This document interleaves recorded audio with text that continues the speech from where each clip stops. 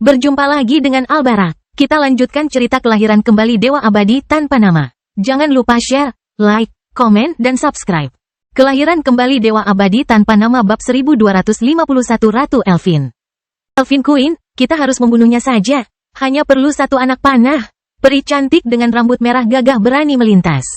Namun, yang aneh dari peri ini adalah kenyataan bahwa meskipun dia tampak seperti dunia yang sangat cantik dari kepala hingga perut, bagian bawahnya sebenarnya adalah seekor kuda putih bersih. Selain itu, ciri khas lainnya adalah sayap malaikat halus di punggungnya. Sebenarnya, peri ini memiliki kemampuan untuk berubah menjadi Pegasus atau peri cantik biasa. Tapi, karena alasan yang tidak masuk akal dan tidak bisa dijelaskan, dia bersikeras untuk tetap dalam bentuk bibrida. Setiap kali dia ditanya tentang jimatnya yang sakit ini, dia bersikeras bahwa itu terkait dengan efisiensi pertempuran. Dia bersumpah bahwa hanya dalam bentuk hibrid inilah dia bisa menggunakan keterampilan memanahnya secara maksimal sambil juga mempertahankan kecepatan gerakan tertingginya. Mungkin tidak terlalu buruk jika dia setidaknya menutupi payudaranya, tapi dia menyatakan bahwa ini mempengaruhi kecepatan transformasinya. Saat ini, peri lain sudah menyerah untuk membimbingnya. Centaures, apakah kamu perlu bersikap begitu kejam sepanjang waktu? Isla memarahi peri berambut merah, memamerkan kepribadiannya yang kasar. Jika semudah itu membunuhnya tanpa menimbulkan perang saudara besar-besaran. Apakah Anda yakin ratu kita belum melakukannya? Dia benar-benar menyebalkan. Centaures pergi untuk menghentakkan kukunya yang kuat. Tetapi ketika dia ingat bahwa dia berada di pundak ratunya, dia berhasil menahan diri. Dia pikir dia siapa yang menganggap dirinya lebih unggul dari ratu kita? Dia punya keinginan mati, ayo kita penuhi. Jelas bagi siapapun yang memiliki setengah otak bahwa Krisan bukanlah tandingan Ri. Bagaimana dia bisa menandingi seorang jenius yang bukan hanya monster kelas tertinggi, tapi juga pengguna konstitusi tingkat dewa? Benar-benar lelucon, namun, Krisan tidak sendirian. Dan, ada juga masalah pengguna kunci kuadran peringkat ke-9 ini, seorang wanita muda yang kebetulan bukan hanya seorang dewa, tapi juga sepupu tertua Krisan. Ri memang kuat, ya. Tapi dia masih belum cukup untuk melawan makhluk surgawi tingkat 6. Hal ini menyebabkan dia sering ditekan. Namun, penindasan inilah yang memungkinkannya berkembang melewati kesulitan. Sama seperti Madeline, Ri telah menyeberang ke tingkat langit kedua dan terus mendaki menuju tingkat ketiga. Wanita cantik berambut biru keperakan ini hanya menunggu waktunya, mempelajari apa yang dia bisa. Meskipun kekuatannya sendiri terlalu lemah saat ini, seseorang perlu memikirkan hal lain. Bukankah ras Elfinnya dikenal karena menguasai alam dan binatang buasnya? Ri tidak hanya memiliki potensi sebagai penjinak binatang. Dia juga memiliki potensi terbaik. Bagian pemerintahan dari gelar konstitusinya bukan hanya untuk pertunjukan. Saat para peri berbicara satu sama lain, mereka terjerumus ke dalam kebiasaan buruk lainnya, mengabaikan semua orang kecuali ratu mereka. Sebenarnya Ri bukan satu-satunya yang hadir, Clara juga ada di sini. Bagi dunia luar, Clara dan Ri telah membangun hubungan di dalam lembah jenius. Karena hal ini diketahui semua orang, mereka memutuskan untuk memanfaatkan kebenaran ini untuk menjadi suster tersumpah. Faktanya, sebagian besar karena latar belakang Dion dan Clara yang tidak diketahui, Gatmis tidak dapat bertindak melawan Ri secara langsung. Peri ketiga di bahu Ri berbaring malas di batang pohon tua, berjalan-jalan melewati kejadian. Tetap saja, kemarahannya tidak kalah dengan kemarahan kedua saudara perempuannya. Tiba-tiba, dia menjadi bersemangat, ekspresi bersemangat mengambil alih fitur malasnya saat Ri membuka matanya. Oke, aku siap, Ri berbicara kepada Clara yang sedang bermeditasi. Mereka pikir mereka sangat cerdas, bukan? Clara berkata ringan, angin dingin dan tajam menerpa di sekelilingnya. Ri tersenyum, aku sudah lama mencari alasan untuk memasuki lautan gelap. Mereka hanya memberiku alasan yang kubutuhkan. Lautan gelap dikenal sebagai area paling terlarang di kuadran kabut air. Namun, karena hal inilah sekte tersebut perlu mengambil tindakan pencegahan terhadapnya. Sayangnya, tindakan pencegahan ini melibatkan pengiriman murid-murid mereka ke misi berbahaya untuk memastikan bahwa berbagai binatang dan kutukan tidak melewati batas tertentu. Karena hamster surgawi Dion, dia belajar tentang sejarah yang cukup menarik terkait dengan apa yang disebut lautan gelap ini. Sejak saat itu, dia berusaha mencari alasan untuk masuk. Siapa yang mengira bahwa musuh-musuhnya akan memberinya kesempatan ini sebagai upaya lemah untuk membunuhnya?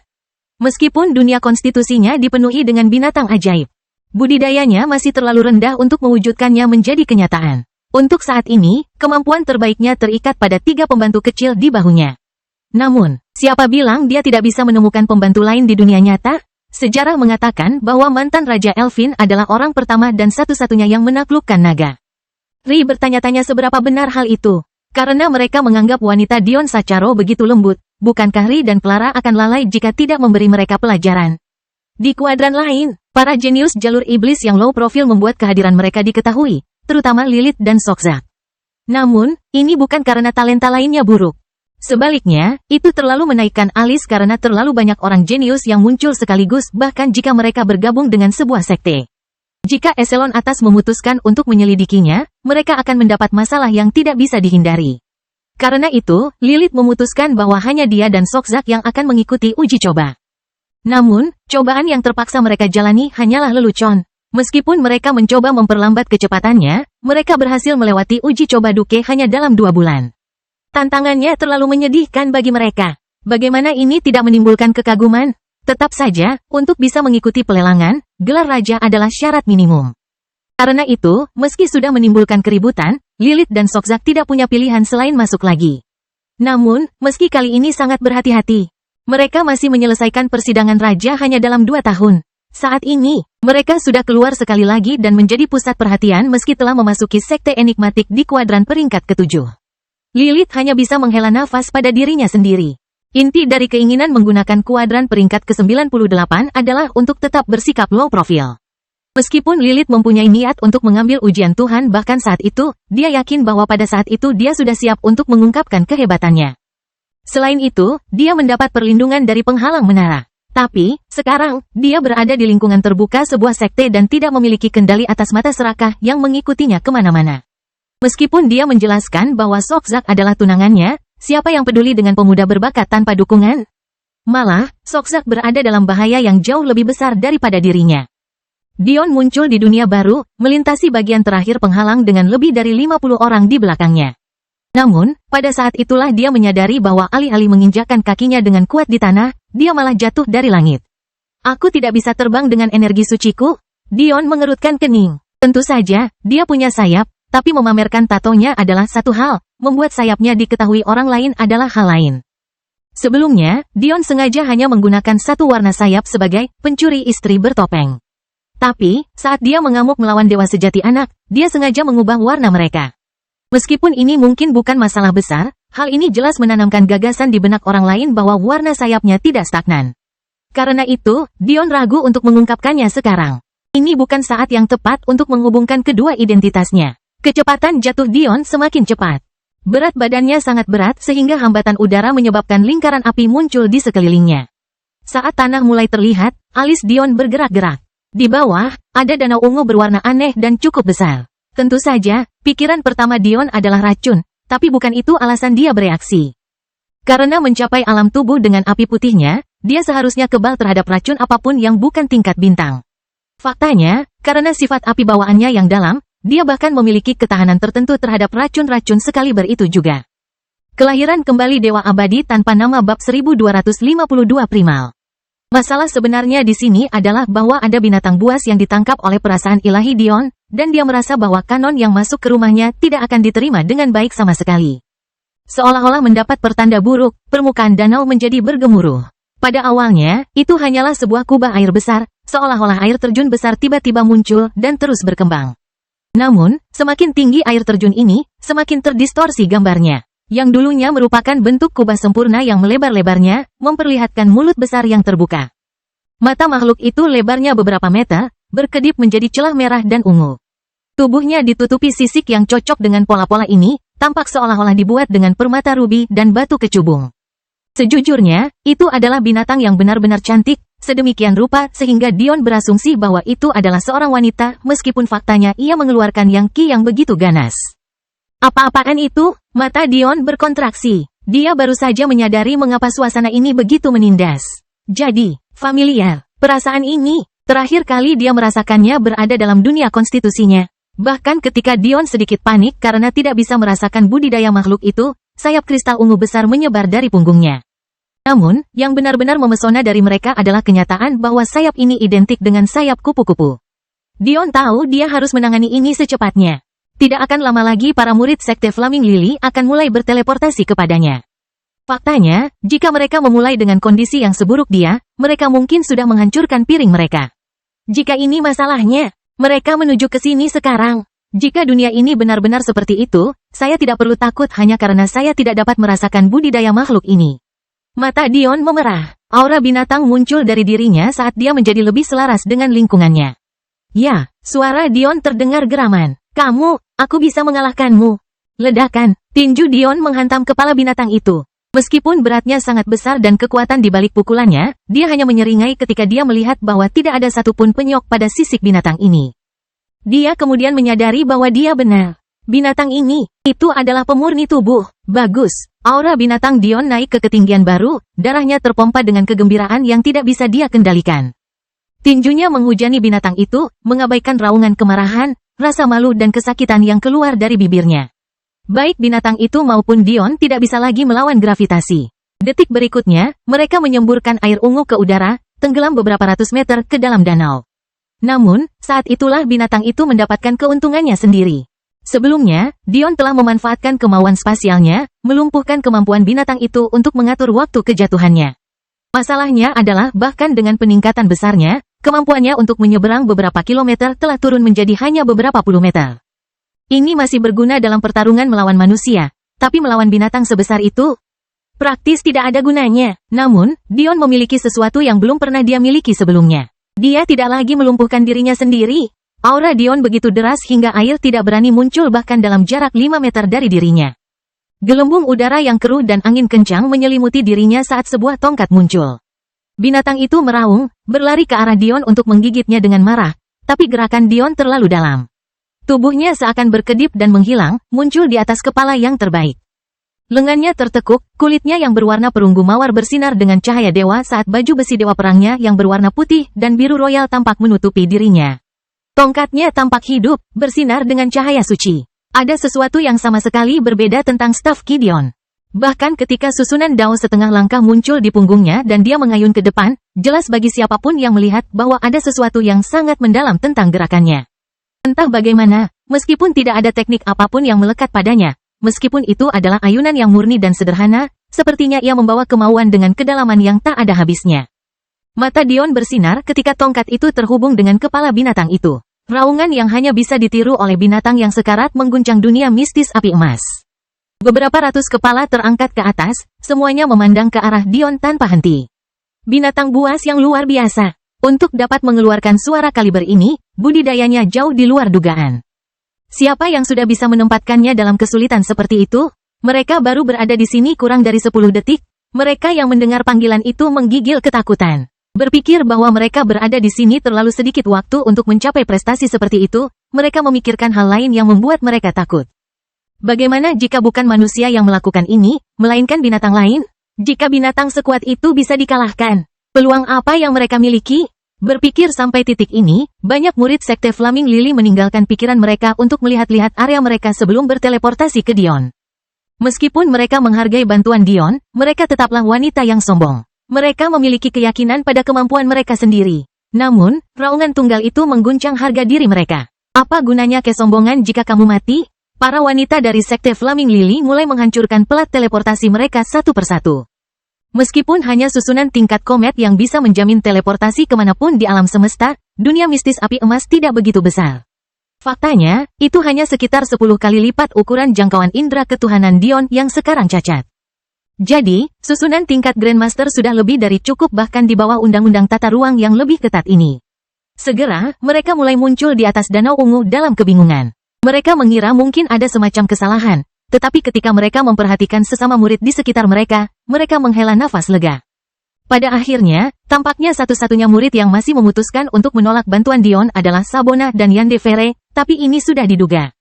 Tentu saja Madeline juga muncul. Karena mereka tidak bisa terbang, para murid perempuan tidak punya pilihan selain berdiri di permukaan danau, menggunakan energi mereka untuk tidak tenggelam ke dalam air di bawah. Kakak senior Madeline, apakah kamu? Salah satu murid yang lebih berani memutuskan untuk bertanya. Tampaknya bukan pertanda baik bahwa Dion belum muncul. Intuisi mereka juga mengatakan bahwa air di bawah sangat beracun. Faktanya, banyak dari mereka yang menutup airnya dan berhenti bernapas sama sekali. Oh, jawab Madeline acuh tak acuh, jelas tidak khawatir, dia di bawah. Dia akan bangun sebentar lagi. Ini, berbagai saudari murid saling memandang dengan canggung. Jika dia berada di bawah, bukankah itu berarti dia sudah mati? Bahkan tubuh Andit pun ada batasnya. Ditambah lagi, seberapa besar kematiannya? Pada akhirnya, ini adalah hukum tertinggi. Sudah cukup mengesankan bahwa dia telah mencapai tingkat niat ketiga, yang memiliki tubuh, di usia yang begitu muda. Menggali racun yang begitu parah seharusnya mustahil, bahkan untuk makhluk surgawi puncak. Namun, Dion hanyalah seorang suci puncak, bahkan bukan seorang surgawi semu. Namun, saat itulah air di bawahnya mulai bergerak. Seorang pemuda tampan naik ke atas. Menyeret mayat seekor binatang yang hanya tersisa separuh kepalanya di belakangnya dengan satu tangan, sambil membawa kristal ungu ke giginya untuk digigit dengan tangan lainnya. Bunyi keras permata yang pecah terdengar saat Dion mengunyah. Dia sepertinya tidak menyadari tatapan kaget dari 50 atau lebih wanita di atas. Sebaliknya, dia lebih fokus pada perubahan pada tubuhnya. Mom, kristal racun ini adalah metode terbaik yang kutemukan untuk melemahkan organ dalamku, tapi ketahanan racunku terlalu kuat. Mungkin aku bisa menemukan sesuatu yang lebih kuat jika aku berenang lebih dalam, atau mungkin karung racun binatang ini memiliki konsentrasi yang lebih tinggi. Akhirnya, Dion mendongak untuk melihat semua orang memandangnya. Setelah berkedip sejenak, dia berbicara dengan serius. Racun danau ini sangat berbahaya, saya harap Anda semua telah mengambil tindakan yang tepat. Bibir para wanita itu bergerak-gerak. Dapat dikatakan bahwa mereka tidak akan pernah melupakan gambaran Dion menyeret keluar mayat makhluk mitos sepanjang 300 meter sambil mengunyah racun yang sama yang dia peringatkan kepada. Inikah yang dimaksud dengan dewa sejati? Madeline menggelengkan kepalanya sambil tertawa kecil, melayang ke arah Dion. Pakai celana. Kelahiran kembali dewa abadi tanpa nama bab 1253 bubar. Dion menyeret mayat sepanjang beberapa ratus meter itu ke pantai. Saat ini, dia telah mengenakan celana olahraga hitam dan telah melepaskan 4 makhluk surgawi yang memutuskan untuk tetap dalam bentuk balita mereka. Akhirnya, dia melihat kembali ke arah murid-murid sekte Flaming Lily yang masih bingung. Saya memahami bahwa Anda semua memiliki harga diri masing-masing, atau Anda tidak akan pernah terpilih untuk ujian ini. Anda adalah generasi muda terbaik yang ditawarkan sekte Anda dan oleh karena itu, Anda layak untuk berkembang. Mata Dion mengamati kerumunan wanita. Jelas sekali bahwa mereka tidak mengira dia akan mempertimbangkan perasaan mereka. Jarang sekali bahkan kaisar yang memedulikan pikiran orang lain, apalagi dewa dan dewa sejati. Aku tidak ingin kalian semua menganggap ini sebagai aku meremehkan kalian. Sebaliknya, anggap saja ini sebagai kemitraan. Dion menggelengkan kepalanya. Saya tahu apa yang Anda pikirkan dan bukan itu yang saya maksudkan. Saya tidak punya niat untuk mengambil bagian dalam harta yang Anda temukan dan hasilkan sendiri. Satu-satunya hal yang saya inginkan sebagai imbalan dari Anda semua adalah kemampuan Anda untuk bertarung ketika tiba waktunya. Meskipun orang lain mungkin menganggapku sangat kuat, kemampuanku terbatas. Apakah kamu bersedia membantuku? Dion tersenyum hangat. Mungkin itu adalah gambaran gagah berani dari seorang pria tampan yang berdiri di depan mayat seekor binatang yang telah dia bunuh. Atau mungkin itu adalah kenyataan bahwa dia terlihat peduli dan memahami perasaan mereka, tapi bahkan mereka yang berencana untuk menentang tidak dapat menemukannya di dalam hati mereka untuk melakukannya. Bagi mereka, Dion bukan hanya orang yang bisa mereka percayai, dia juga orang yang layak untuk diikuti dan mengorbankan nyawanya. Pada titik ini dalam kultivasinya, Dion tidak perlu lagi secara aktif melepaskan kehadirannya untuk mempengaruhi orang lain. Wataknya sebagai seorang pemimpin sudah begitu halus sehingga ia memancarkan karisma yang hanya bisa ditandingi oleh sedikit orang. Mencocokkan ini dengan penampilannya yang seperti pangeran menawan dan dia hanya selangkah lagi dari tujuannya bahkan sebelum dia mulai berbicara. Meski begitu, bukan berarti dia tidak menghadapi perlawanan apapun. Tidak peduli betapa menawannya dia, para wanita ini baru saja bertemu dengannya dan mereka lebih sombong daripada sekadar jatuh cinta pada wajah cantik. Meskipun Dion tidak mengatakannya, jelas bahwa pertarungan yang dia maksud adalah melawan sekte gagak emas. Pertama, sekte mereka telah mengirimkan 2 kali lipat jumlah mereka. Bahkan setelah Dion membunuh selusin dari mereka, jumlah mereka masih bertambah hampir 40 orang.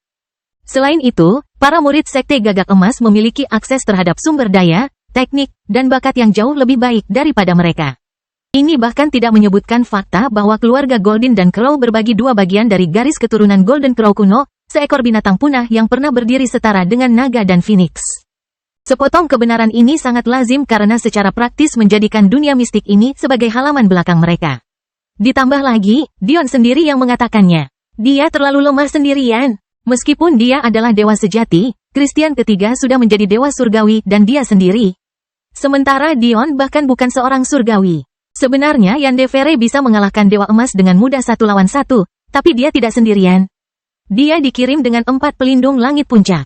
Meskipun mereka hanya berada di urutan pertama dan ketiga, sedangkan Yandere berada di urutan kelima, jika mereka menggabungkan kekuatan mereka, Yandere hanya bisa berlari. Dion menyaksikan emosi mereka melintas di mata mereka, mengikuti kekacauan mereka. Sekte macam apa yang ingin kamu warisi? Tiba-tiba Dion bertanya. Para murid Sekte Flaming Lily membeku, melihat ke arah Dion dan sudah memahami apa yang dia maksud. Untuk waktu yang lama, Sekte Flaming Lily telah memainkan peran kedua setelah Sekte Gagak Emas. Ini bukan karena bakat yang kamu lahirkan lebih sedikit. Ini bukan karena sekte yang seluruhnya perempuan secara inheren lebih lemah. Ini bukan karena nenek moyangmu membangun fondasi yang hancur. Itu karena kamu terlalu baik pada dirimu sendiri dan tidak cukup baik pada saudari di sisimu. Kata-kata Dion bagaikan guntur di telinga mereka. Mereka belum pernah mendengar cara yang begitu fasih untuk menyebut seseorang egois, namun mereka tidak bisa membuat diri mereka marah. Mereka telah menyaksikan begitu banyak saudara perempuan mereka menghilang selama bertahun-tahun, namun mereka tidak melakukan apapun. Sebagian besar karena mereka tidak percaya bahwa mereka sendiri dapat mengubah apapun, tetapi bukankah itu yang disebut Dion sebagai terlalu baik pada diri mereka sendiri? Mereka hanya menggunakan kekurangan mereka sendiri sebagai alasan untuk tidak berusaha mencapai tujuan yang lebih tinggi. Beberapa dari mereka akan dengan senang hati mencapai puncak alam surgawi suatu hari nanti, yang lain akan puas hanya menyentuh alam formasi Dao. Apakah ini jenisnya, mentalitas yang harus dimiliki seorang kultivator? Dion tersenyum. Dia tidak berharap untuk mengubah watak seseorang hanya dengan satu ucapan. Dia hanya ingin menunjukkan kepada mereka jalan yang bisa mereka ambil jika mereka menginginkan yang lebih baik untuk diri mereka sendiri. Usulanku sederhana. Tetaplah berada dalam jarak 10.000 km dariku. Apapun yang kalian temukan di bawah perlindunganku adalah milikmu dan milikmu sendiri, aku tidak akan ambil bagian di dalamnya. Selama kalian mengikuti aturan tunggal itu, aku jamin kalian semua akan selamat dari dunia mistis ini. Dion tidak menjelaskan lebih jauh. Dia berbicara seolah-olah mempertahankan kendali penuh atas 10.000 km adalah tugas yang mudah, sesuatu yang sulit dipercaya oleh mereka semua. Namun, dia bersungguh-sungguh dengan apa yang dia katakan. Suatu saat nanti, saya akan menelepon Anda semua kembali. Saya harap Anda akan mengindahkan panggilan ini ketika saatnya tiba. Para murid Sekte Flaming Lily segera bubar. Mereka tidak membuat janji apapun, Dion juga tidak memaksanya. Kenyataannya, Dion hanya mengucapkan kata-kata ini demi membangun fondasi di Sekte Flaming Lily. Dia yakin bahwa meskipun dia sendirian, kehidupan Dewa Emas sama baiknya dengan kehidupannya. Bukan berarti itu mudah, tapi bukan berarti dia membutuhkan bantuan orang lain. Yang dia tahu hanyalah budaya Sekte Flaming Lily harus berubah. Dia tumbuh besar di dunia fana dan dia memahami bagaimana mereka yang bertangan lebih kecil bisa menduduki posisi otoritas yang kuat. Sepanjang sejarah manusia, pejuang terkuat tidak selalu menjadi pemimpin terbaik. Tentu saja, ketika sejarah mereka lebih kekanak-kanakan dan budaya mereka lebih barbar, inilah yang terjadi. Namun seiring dengan evolusi dan kematangan masyarakat, apa yang dicari manusia dalam diri penguasa juga berubah. Namun, di dunia persilatan, tampaknya tinju terbesar masih menguasai segalanya. Namun, Dion percaya bahwa kebutuhan bawaan akan pemimpin yang layak belum sepenuhnya hilang. Ia memahami bahwa jika ingin membangun sebuah kerajaan, yang ia perlukan bukan hanya kepalan tangan yang kuat, namun juga landasan budaya yang kuat. Untuk saat ini, dia membiarkan Solren Universe tumbuh secara organik, perlahan-lahan menanamkan gagasan bahwa kerja keras menghasilkan lebih banyak manfaat. Namun, dia tahu bahwa dia belum melangkah cukup jauh. Pertama, orang-orang di Solren Universe hampir tidak tahu siapa pemimpin mereka. Mereka telah mendengar namanya sekilas, mereka memahami kekuatannya, tetapi mereka tidak mengenalnya. Kedua, apakah Dion benar-benar dapat menjamin jenis budaya yang sedang berkembang? Jawabannya adalah tidak. Dia ingin rakyatnya bangga padanya dan tanah mereka, tapi dia ingin hal ini terjadi karena alasan yang tepat. Seiring berjalannya waktu, Dion semakin memikirkan hal-hal semacam ini. Membangun sesuatu yang begitu besar memang rumit, tapi dia harus melakukannya selangkah demi selangkah. Kalian juga pergilah. Ini latihan yang bagus untuk kalian semua. Tapi, tidak seperti murid-murid itu, aku tidak akan mengawasi kalian berempat. Apakah kalian mengerti maksudnya? Mata Dion bersinar dengan keseriusan saat dia melihat teman-teman binatang buasnya. Meskipun mereka berempat telah tumbuh kuat, mereka tidak mempunyai pengalaman bertempur sama sekali. Karena mereka juga memahami hal ini, mereka mengangguk.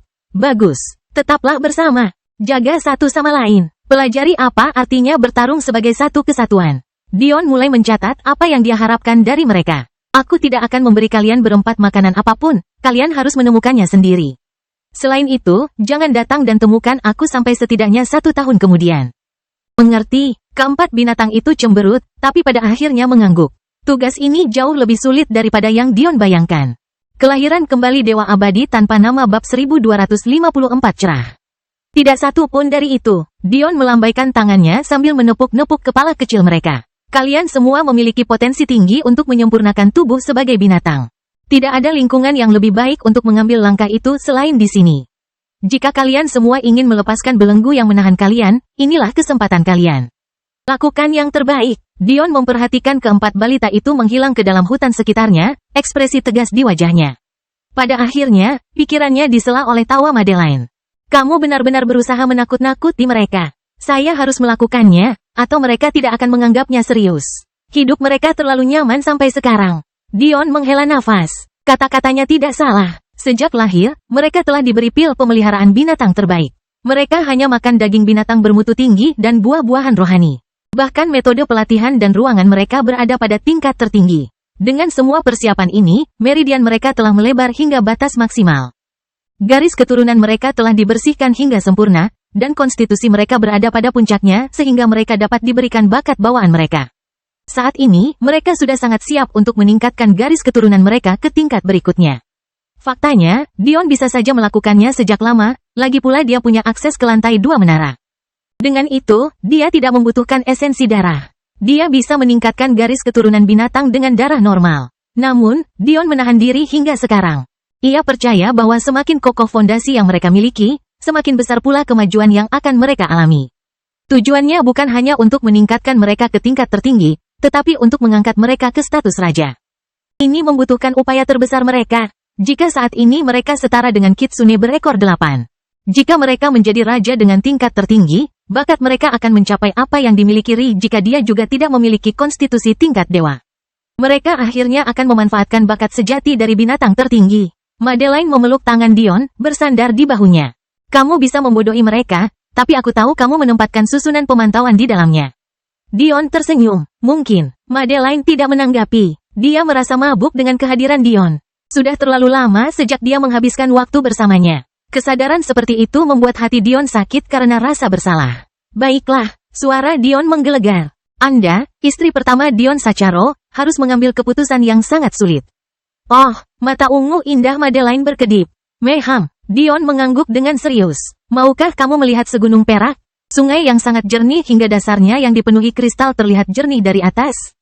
Apakah kamu ingin suamimu ini menangkap burung bersisik pelangi untukmu? Or, maukah kamu mengunjungi salah satu dari mereka, kastil terapung yang kebetulan melayang di atas kepala kita? Senyum Madeline cerah. Meskipun telah melihat apa artinya menjadi kecantikan tingkat formasi Dao, hati Dion masih berdebar-debar saat melihat istrinya ini. Mereka semua, dia akhirnya menjawab. Bagus, berbeda dengan yang lain, Dion tidak perlu rajin menghabiskan waktunya mencari harta karun. Dengan akal sehatnya, bahkan dengan cacatnya, dia dapat menempuh jarak 50.000 km dengan detail yang sangat menyiksa. Meskipun ini hanya 10% dari dunia mistik. Dengan waktu yang mereka miliki, dia yakin bahwa dia akan dapat melakukan perjalanan secara keseluruhan karena akan memakan waktu antara 2 hingga 3 tahun lagi sebelum dunia ini ditutup. Dia membuat catatan mental tentang area yang tidak dapat ditembus oleh indera ilahinya, mengetahui bahwa ini mungkin adalah harta karun terbaik. Pada saat yang sama, dia tidak mengabaikan apa yang bisa dilihat oleh akal ilahi. Yang dia butuhkan sekarang lebih dari sebelumnya adalah sumber daya. Di dunia seperti itu, harta karun yang paling buruk sekalipun akan menyebabkan keributan di dunia luar. Bagaimana Dion bisa mengabaikannya? Menyapu Madeline ke dalam pelukannya. Dion menempatkan mayat binatang yang telah dibedah itu ke dalam menara sambil mengabaikan bagian-bagian yang dia putuskan untuk dibuang. Sebuah susunan teleportasi sederhana kemudian dan mereka muncul di hadapan sebuah gunung yang bersinar dengan keindahan dunia lain. Ia menjulang setinggi setengah lusin kilometer ke langit, memiliki basis 2 kali lebih besar dari itu. Gunung ini, seluruhnya terbuat dari perak kasar. Madeline berkedip kaget. Tidak mengherankan jika dia akan bereaksi seperti itu, lagi pula, perak kasar tidak hanya setidaknya 5 kali lebih keras dari baja. Tetapi juga dianggap sebagai logam kelas master. Sekadar konteksnya, meskipun baja adalah logam dari alam fana, baja itu masih cukup bagus untuk dianggap sebagai logam kelas praktisi. Meskipun material kelas master saja tidak begitu mahal, jika dikalikan dengan ukuran gunung ini. Nilainya pasti beberapa ratus batu Dao. Dion tersenyum. Tidak hanya itu, daerah intinya telah berada di bawah tekanan yang sangat besar selama bertahun-tahun sehingga membentuk logam yang belum pernah kulihat sebelumnya. Tapi, dari profilnya, tampaknya logam itu memiliki tingkat Grandmaster dan setidaknya 2 kali lebih kuat dari perak kasar bagian luar ini. Ditambah lagi, ada wilayah yang lebih sentral lagi yang tidak dapat ditembus oleh indera ketuhananku. Aku percaya bahwa itu setidaknya harus setingkat komet. Madeline menyandarkan kepalanya di dada Dion. Kamu tampak sangat bahagia hari ini. Dia berkata dengan lemah. Tentu saja aku senang. Dion menyeringai cerah. Bagaimana mungkin aku tidak menemukannya? Beberapa hari yang lalu, aku akhirnya menemukan Amporae, dan sekarang, aku punya banyak waktu untuk dihabiskan bersamamu. Benar-benar, Madeline berkata sambil tersenyum penuh pengertian. Seolah-olah dia telah mengetahui Dion sejak lama dan hanya menunggu dia mengatakan kebenaran ini padanya. Meskipun jiwa mereka terhubung, Madeline tidak bisa membaca pikirannya hingga detail yang paling detail.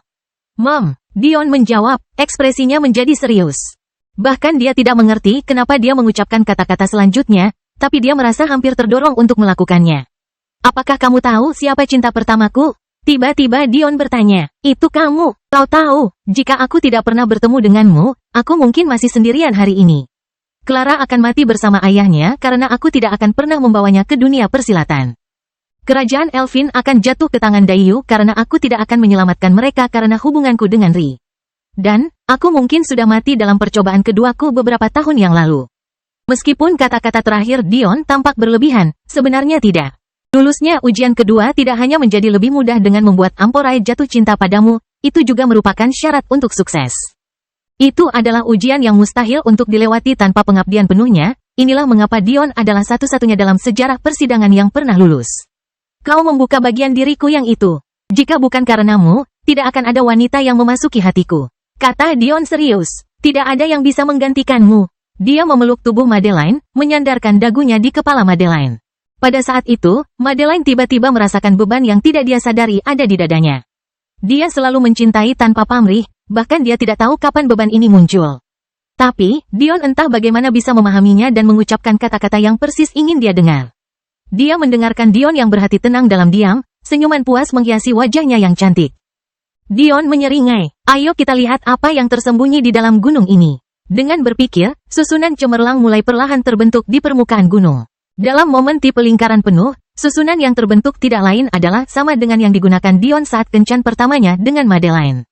Saat itu, dia menggunakannya untuk memungkinkan mereka melangkah melewati bagian luar kaca Focus Academy, tapi sekarang mereka menggunakannya untuk berjalan melewati masa padat gunung seolah-olah itu hanyalah udara. Meski begitu, susunan ini jauh lebih kuat karena kepadatan logam yang harus dilewatinya. Pasangan itu perlahan berjalan melewati gunung perak. Sungguh aneh berjalan melalui masa kegelapan pekat mengetahui bahwa itu sebenarnya adalah benda padat dan bukan udara, tetapi segera mereka menemukan bahwa gunung besar ini sebenarnya dipenuhi dengan urat-urat yang semuanya mengarah ke ruang terbuka luas yang menyebabkan pandangan Dion melebar karena terkejut. Kelahiran kembali Dewa Abadi tanpa nama bab 1255 Sprite.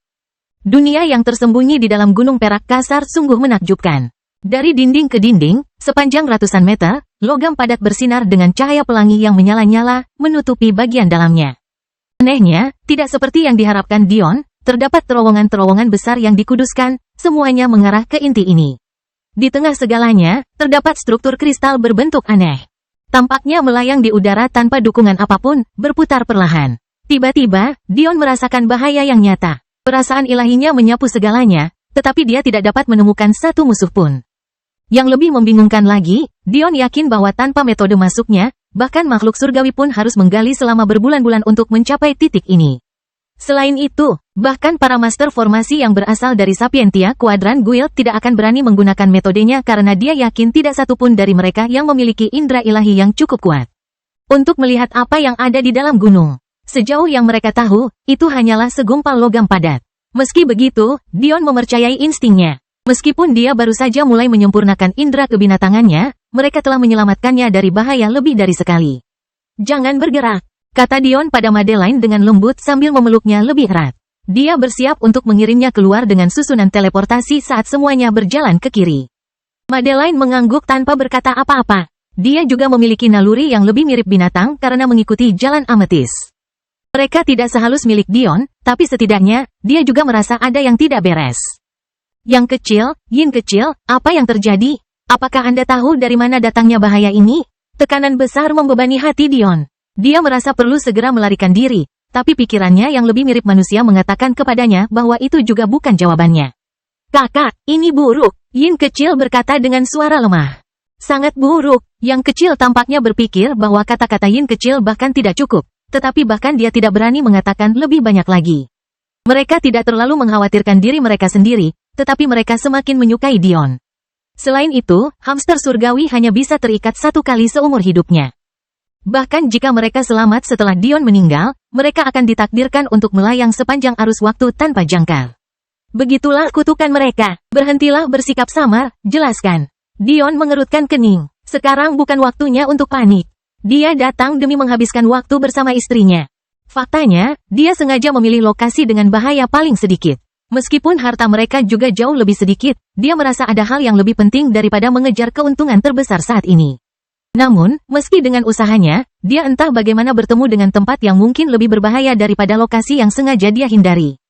Inti dari gunung perak kasar ini adalah Sprite. Little yang berkata seolah ini harus menjelaskan segalanya. Apa yang kamu bicarakan? Menurut Anda, dari mana asal spesies Sprite? Pria Daisoken yang kamu temui itu tampak setengah manusia, setengah ilusi. Akan lebih akurat jika dikatakan bahwa dia hanya setengah Sprite. Terus terang saja, kebangkitan Sprite lebih mendadak dibandingkan evolusi humanoid lainnya. Inilah sebabnya mengapa era keemasan bisa berlangsung sangat singkat, namun mungkin saja sudah ada spesies dominan di era modern ini. Secara logika, jika suatu era berakhir begitu cepat, maka akan membutuhkan lebih banyak waktu bagi era baru untuk bangkit, namun era ini sudah didominasi oleh spesiesnya sendiri. Cara paling akurat untuk memberi label pada spesies dominan di era modern ini adalah dengan memberi nama mereka Half Sprite. Itu karena Sprite, berdarah penuh, secara teknis adalah benda mati yang memperoleh perasaan. Apakah maksudmu klan Daiso memiliki benda mati sebagai salah satu nenek moyangnya? Dion merasakan, garis-garis gelap terbentuk di kepalanya ketika dia memikirkan akibat dari apa yang dia dengar. Yah, mungkin tidak pantas lagi menyebut mereka benda mati karena mereka sudah mendapatkan kesadaran. Yin kecil menimpali dengan suara kecil. Bagaimana hal tersebut bisa terjadi? Bagaimana suatu benda dan manusia dapat menghasilkan keturunan? Ini tidak dilakukan dalam pengertian tradisional. Sama seperti Anda dan istri Anda menyatukan jiwa Anda untuk menegaskan cinta Anda satu sama lain, Sprite penuh dapat melakukan hal ini dengan manusia. Hasil dari cinta mereka adalah setengah Sprite dengan talenta surgawi yang seringkali sebanding dengan keturunan anak surga. Mata Dion berkontraksi. Dia ingat ketika dia pertama kali mengetahui bahwa Ellie adalah anak surga. Guru agungnya telah memberitahunya bahwa keturunan generasi pertama selalu memiliki bakat yang berada pada puncak dari apa yang mungkin terjadi dalam evolusi manusia. Ia juga pernah mengatakan bahwa sebelum anak ini lahir, ia diberikan perlindungan yang sama seperti orang tuanya, namun kemudian dapat hidup dan mati seperti makhluk hidup normal setelah kelahirannya. Jelas sekali, si kembar hamster mengatakan bahwa keturunan generasi pertama dari manusia dan Sprite penuh memberikan hasil yang sama sombongnya. Faktanya, mereka begitu sombong sehingga generasi selanjutnya pun cukup kuat untuk mendominasi era ini. Jadi klan Daisoken, tiba-tiba Dion bertanya. Salah satu leluhurnya jelas merupakan bakat mengejutkan yang kemungkinan besar sudah melampaui batas saat ini. Jika kami benar, nenek moyang Sprite-nya kemungkinan besar adalah roh pedang. Yin kecil menyela sekali lagi. Lalu Sprite ini di sini? Dion bertanya dengan setengah gugup. Ini adalah Sprite mineral. Kamu telah memasuki domainnya. Jika dia mau, itu bisa membuat seluruh gunung ini runtuh di sekitarmu. Dion menarik napas dalam-dalam. Kehilangan akal sehat karena rasa takut tidak akan membantunya. Tapi dia merasa ada beban tambahan di hatinya sejak Madeline bersamanya. Jika dia sendirian, dia mungkin sudah bisa mengendalikan emosinya sejak lama. Namun, ada sesuatu tentang mempertaruhkan nyawa yang bukan miliknya, apalagi jika itu adalah nyawa yang sangat dia sayangi, yang membuat otaknya terbakar. Tentu saja, Dion berpikir untuk mengirim Madeline ke dunia batinnya, tapi ada beberapa masalah dengan itu. Pertama, jika dia mati, dia akan tetap mati juga. Kedua, dia tidak bisa mengirim orang lain ke tempat baru hanya karena dia menginginkannya. Jika itu mungkin, dia tidak akan pernah kalah dalam pertarungan lagi. Ia yakin Madeline akan melawan, dan jika itu terjadi, usahanya tidak akan membuahkan hasil. Lalu ada masalah susunan transferensi spasialnya, yang memungkinkan dia untuk masuk. Tapi, sekali lagi itu sia-sia. Jika dia bisa melapisi dirinya dengan susunan yang memungkinkan segala sesuatu melewati tubuhnya tanpa melukainya. Bukankah dia sekali lagi tidak akan pernah kalah dalam pertarungan lagi? Masalahnya adalah prinsip inti dunia persilatan, kemauan. Ketika seseorang secara aktif menyerangnya, kecuali perbedaan kekuatan mereka cukup besar, efek dari susunannya akan tumpul dan seringkali berhenti bekerja sama sekali.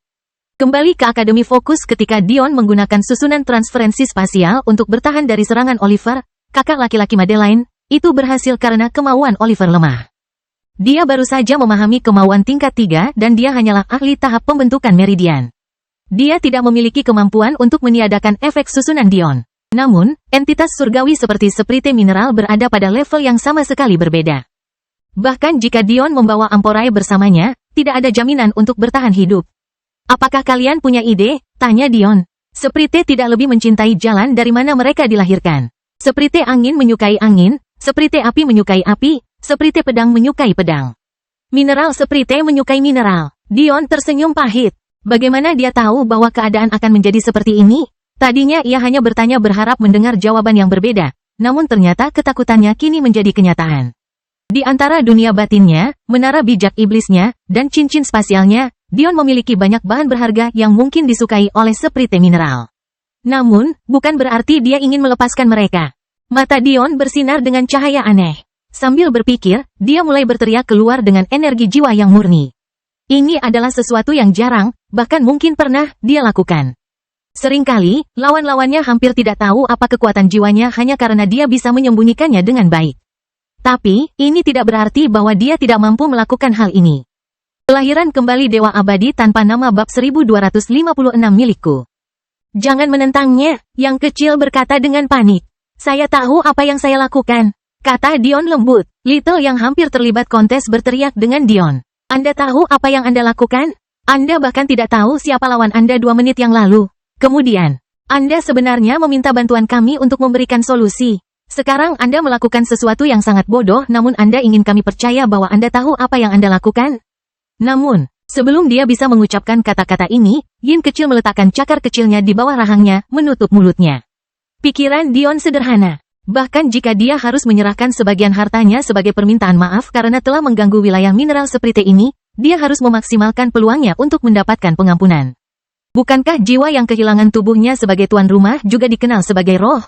Gagasan ini berasal dari akar yang sama. Roh dan Sprite hanyalah jiwa tanpa wadah yang sesuai. Sprite Mineral dapat menggunakan logam dan batu berharga sebagai wadah sementara, tapi ini bukanlah tubuh sebenarnya. Pada akhirnya, mereka hanyalah roh juga. Jiwa, roh, Sprite. 3 kata dengan definisi yang hampir sama, semuanya terhubung satu sama lain dalam beberapa bentuk. Karena kasusnya seperti ini, bukankah energi jiwa murni Dion akan membuat Sprite Mineral ini terasa lebih nyaman? Seolah-olah menanggapi pemikiran Dion, bahaya besar itu sedikit berkurang bahkan ketika tubuh Dion tampak bersinar dengan lingkaran cahaya yang indah. Kehadiran Madeline menjadi tersembunyi di dalamnya, menutupi ancaman apapun yang mungkin dipikirkan oleh Sprite Mineral ini. Pada saat itu, inti logam berbentuk pelangi yang aneh tiba-tiba berhenti berputar. Saat itulah Dion merasa seolah-olah ada sepasang mata yang menempel di tubuhnya. Sayangnya, saat itulah bahaya yang dia rasakan meningkat seiring dengan rasa keserakahan yang jelas diproyeksikan dari Sprite. Goblok sia, Little yang akhirnya menjauh dari adik perempuannya. Sprite menghabiskan seluruh hidupnya untuk menemukan wadah yang cocok untuk roh mereka. Kamu pikir hanya karena aku menceritakan beberapa kisah cinta padamu, mereka semua punya hati yang baik? Sangat sedikit cerita tentang Sprite yang bahkan memiliki hubungan baik dengan manusia, apalagi jatuh cinta pada mereka. Anda baru saja melakukan hal yang sama dengan berjalan ke kamp perang sebagai seorang wanita berpakaian minim sebelum berjalan-jalan di tengah-tengah pria yang belum pernah melihatnya selama beberapa dekade. Bodoh. Yang kecil hampir pingsan karena marah. Kata-kata Dion tentang, saya tahu apa yang saya lakukan, terus terngiang-ngiang di benaknya. Apakah kamu sekarang? Apakah Anda benar-benar tahu apa yang Anda lakukan? Sekarang kamu akan mati, kerja bagus. Dion tidak membalas omelan Little Yang. Otot-ototnya tertekuk, matanya menyipit dan sarafnya berada dalam kondisi tegang. Setiap serat dalam dirinya terfokus hanya pada 2 hal, wanita dalam pelukannya dan Sprite di hadapannya. Namun, tidak ada yang bisa mempersiapkannya menghadapi apa yang terjadi selanjutnya. Tidak peduli seberapa cepat refleksnya. Dinding gunung perak terdistorsi, melesat ke depan dengan ujung tajam mengarah ke Dion. Mata Dion bahkan tidak sempat berkontraksi sebelum bahu dan pahanya tertusuk. Terlihat jelas dari tindakan Sprite tersebut bahwa ia ingin menghentikan pergerakan Dion, namun tidak mau melukainya. Untungnya, ini berarti ia menghindari dada Dion dan dengan demikian, selain goresan kecil di punggung Madeline, dia tetap tidak terluka. Dia ingin memanggil, tapi dia menahan diri untuk tidak melakukannya. Dia sadar bahwa Dion menggunakan kehadirannya untuk menyembunyikannya dari pandangan Sprite. Makhluk-makhluk semacam ini mengandalkan indera ketuhanan mereka sendiri untuk melihat sesuatu, tetapi seperti halnya penglihatan, indera ketuhanan bisa ditipu. Tidak peduli berapa tingkat kultivasi yang telah dicapai seperti ini, perasaan ilahinya tidak akan pernah lebih kuat dari perasaan Dion. Tentu saja, pertanyaannya sudah jelas mengapa Dion tidak menyembunyikan dirinya dan jawabannya terletak pada fakta bahwa kakinya terhubung ke Gunung Perak. Sebelum dia bisa menggunakan sayapnya, Sprite sudah mengunci pergerakan kakinya. Tidak diperlukan akal ketuhanan untuk menyadari bahwa Dion berdiri tepat di depannya karena terhubung dengan gunung itu sendiri. Dion tidak bergeming ketika dia merasakan tulangnya tertusuk, dan fokusnya juga tidak goyah. Matanya tetap tertuju pada batu pelangi berbentuk aneh yang melayang di depan mereka. Lebarnya beberapa ratus meter, melayang dengan aura yang mengancam. Darah merah tua diwarnai dengan mawar perunggu mengalir keluar dari tubuh Dion, menyebabkan dia mencibil. Bajingan ini ingin membuatku kehabisan darah. Sprite itu terlalu berhati-hati karena mewaspadai kekuatan jiwa Dion. Itu harus memastikan bahwa ketika hal itu memasuki pikiran Dion, dia berada dalam kondisi yang paling lemah. Meski begitu, itu hanya hati-hati, bukan ragu-ragu. Dengan akal sehatnya, telah dipastikan bahwa kekuatan jiwa Dion berada di puncak alam surgawi. Meskipun ini jarang terjadi pada pikiran manusia, dibandingkan dengan itu tidaklah cukup. Sprite itu tertawa sendiri, sudah mengukur tubuh Dion seolah-olah itu miliknya. Tampan, kokoh, banyak konstitusi yang bagus. Kuat, potensi besar. Ini sangat membahagiakan. Ia harus menggunakan sebagian dari kekuatannya sendiri untuk memperluas mata pikiran Dion karena kekuatan jiwa anak laki-laki ini sangat lemah. Tapi selain itu, semuanya sempurna. Yang membuat Sprite sangat senang adalah menurut perhitungannya, tubuh Dion harus mampu menahan kekuatannya. Ini sempurna, tidak kusangka itu hampir membunuh penyusup ini. Ia bahkan tidak mengingat fakta bahwa ia awalnya merasakan dua dan bukan satu individu. Tetap saja, meskipun demikian, ia tidak akan peduli selama Dion tidak melarikan diri. HMPH, kamu datang ke sini untuk mencuri tubuhku, jadi sekarang aku akan mencuri tubuhmu. Sprite itu tertawa sendiri, menyaksikan Dion kehabisan darah seiring berjalannya waktu. Ia sudah terjebak di dunia mistik ini selama miliaran tahun, siapa yang peduli menunggu beberapa minggu atau bulan? Tetap saja, mau tak mau ia berpikir bahwa manusia biasa ini cukup ulet. Berapa banyak energi mental yang diperlukan untuk tetap fokus dalam waktu lama? Namun, setidaknya tubuh manusia ini jelas melemah. Ia bisa merasakan otot Dion gemetar dan laju pengisian darahnya melambat drastis. Dari awal hingga akhir, Dion tak pernah melepaskan tubuh Madeline. Dia memeluknya erat-erat. Faktanya, dia sedang mengobrol dengannya dengan senyum cerah di wajahnya seolah tidak terjadi apa-apa. Dia menceritakan kisah-kisah seputar bayi surgawi dan kejenakaan mereka. Dia memberitahunya tentang betapa menyebalkannya Demon Sage dan bagaimana dia harus menyegelnya untuk menghentikannya bunuh diri. Dia juga bercerita tentang bagaimana dia berencana mengurungnya, Ri, Clara, dan Amporae karena terlalu berani berlarian. Kata-katanya begitu liar dan lucu sehingga Madeline terkadang tertawa terbahak-bahak. Setiap kali hal itu terjadi, dia akan menahan diri dan mengingat situasi seperti apa yang mereka alami. Dia ingin menyembuhkan Dion untuk menghentikan kegilaan dengan karakteristik hidupnya, tetapi dia tahu bahwa itu hanya akan memperpanjang penderitaannya. Seiring berjalannya waktu, kulit Dion yang sehat dan berwarna perunggu memucat menjadi warna yang sakit-sakitan. Otot-ototnya kehilangan volumenya dan ia menjadi semakin tidak mampu mengabaikan tulang-tulangnya yang patah dan hancur. Dia bisa merasakan kesadarannya memudar, meminta istirahat. Tidak peduli seberapa kuat kekuatan jiwanya, sulit untuk mengabaikan melemahnya tubuhnya. Kekuatan balita di mata batinnya dan jiwa sebenarnya kadang-kadang tampak begitu terhubung. Namun begitu terputus pada orang lain. Segera, apa yang Dion anggap sebagai kedipan sederhana mulai memperpanjang durasinya dari sepersekian detik menjadi beberapa detik. Tampaknya selain cengkeramannya pada Madeline, segala hal lainnya sudah mengendul. Keserakahan Sprite semakin meningkat, menyebabkan wadah sementaranya bersinar semakin terang setiap saat. Tiba-tiba, suatu hari, 4 bulan kemudian, kesabarannya mencapai titik puncaknya. Ia tertawa dalam pikirannya. Kamu adalah milikku sekarang. Beberapa bulan sebelumnya, Clara dan Ri keluar dari halaman pribadi di dalam sekte kabut air, dan menemukan angin kecil menunggu mereka dengan sabar. Saat ini, binatang burung cantik itu telah tumbuh hingga memiliki lebar sayap lebih dari 15 meter, dan cukup mampu di antara binatang-binatang esensi puncak. Kabar baiknya adalah karena daya tariknya terhadap angin, kecepatannya sama sekali tidak kalah dengan kebanyakan binatang suci. Kelahiran kembali Dewa Abadi tanpa nama bab 1257 saudari istri. Saat kedua istri bersaudara itu hendak meluncur ke punggungnya, suara desis tiba-tiba dari beberapa orang yang datang menarik perhatian mereka. Kaki Clara dan Ri menyentuh punggung Little Win yang mulus namun kuat, menyaksikan tamu-tamu baru ini mendekat. Dari apa yang mereka tahu, ada 4 orang, semuanya perempuan dan semuanya dikenali oleh mereka berdua. Faktanya, salah satu dari mereka adalah seorang murid yang bahkan Dion dapat dengan mudah mengenalinya. Ri tersenyum cerah, wajahnya yang halus tampak menghidupkan suasana. Dia benar-benar kecantikan yang menakjubkan yang kadang-kadang tampak hampir halus. Ekor putih lembutnya semakin membuktikan fakta ini. Penatua pertama Viola, apa yang membawamu ke sini? Ri sepertinya tidak mengakui fakta bahwa ada 3 orang lain bersamanya. Dia juga sepertinya mengabaikan fakta bahwa Penatua Viola pertama yang dia maksud memiliki ekspresi kemarahan dan kemarahan tertulis di seluruh wajahnya. Meski begitu, emosi tersebut jelas tidak ditujukan kepada Ri. Alex, kamu tidak perlu melakukan ini. Aku sudah bicara dengan ketua istana. Mengirim siapapun yang berada di bawah alam surgawi untuk tugas ini hanya mengirim mereka ke kematian. Kamu tahu bahwa ketua istana menyukaimu, kamu tidak perlu melakukan apapun yang tidak kamu inginkan. Kata-kata terakhirnya sepertinya memiliki makna tersembunyi namun sangat jelas. Struktur politik Sekte Kabut Air sangat rumit. Meskipun mereka mencoba mempertahankan sistem di mana tidak ada satu klan pun yang berkuasa atas yang lain seperti Sekte Flaming Lily, mereka gagal melakukannya.